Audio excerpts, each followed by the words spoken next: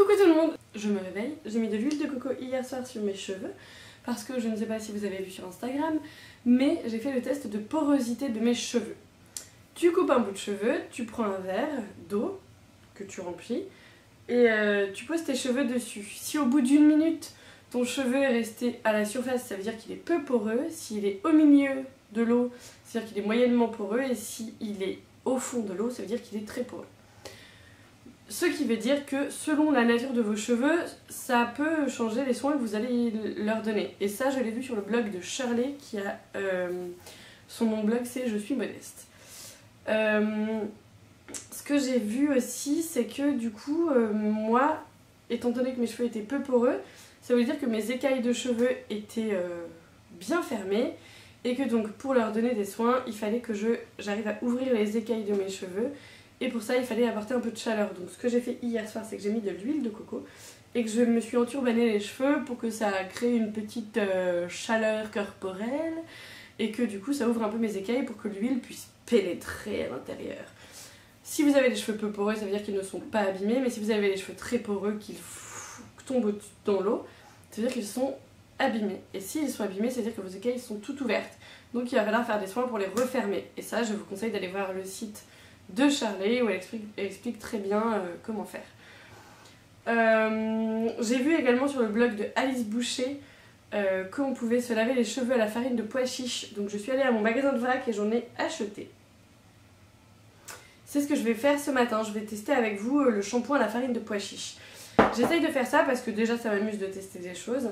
Et parce qu'en plus, si se laver les cheveux à la farine de pois chiche ou au rassoul ou à tous ces trucs là fonctionne vraiment bien, et ben ça veut dire que c'est super parce que c'est très très économique quand même. Et puis ensuite tu peux rajouter de l'hydrolat si tu veux selon ton type de cheveux, tu peux rajouter des huiles essentielles si t'aimes ça, en faisant super attention et en prenant des précautions et en vérifiant toutes les informations bien. Donc voilà, je vais tester ça avec vous. Première étape, il faut mélanger la farine de pois chiche avec de l'eau tiède.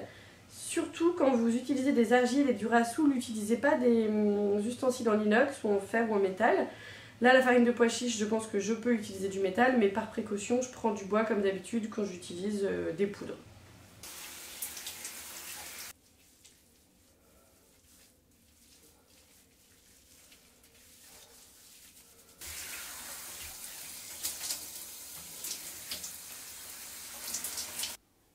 Bah franchement, je sais pas si vous voyez vous, mais je n'ai pas de dépôt et ils sont propres. Je trouve ça pas mal. Yo, je vous retrouve après 6 jours, c'est le 6e jour après mon shampoing à la farine. Donc là j'ai le cheveu plat forcément parce que j'ai fait mon shampoing à la farine lundi et nous sommes samedi. Je vais me faire un henné ce matin, donc voilà, je ne vais pas retenter la farine de pois chiche cette semaine, ou enfin peut-être la semaine prochaine du coup, comme je me lave les cheveux en général tous les 5-6 jours. Mais franchement, je suis vraiment contente de cette farine de pois chiche. Sur Instagram, il y a certaines d'entre vous qui m'ont dit qu'elles avaient essayé et que leurs cheveux avaient été poisseux. Donc je pense quand même que ça dépend un peu de la nature des cheveux et tout ça. Ensuite, à voir si à terme ça ne sèche pas, et ça je vous le mettrai en barre d'infos au fil du temps, voilà, selon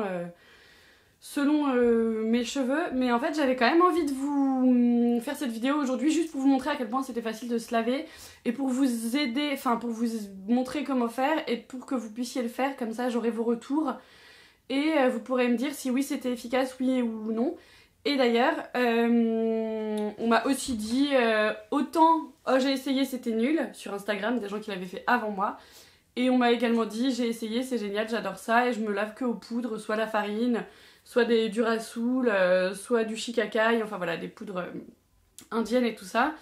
Moi l'intérêt que je vois dans la farine de pois chiche, c'est que ça peut venir de France, donc c'est quand même hyper pratique.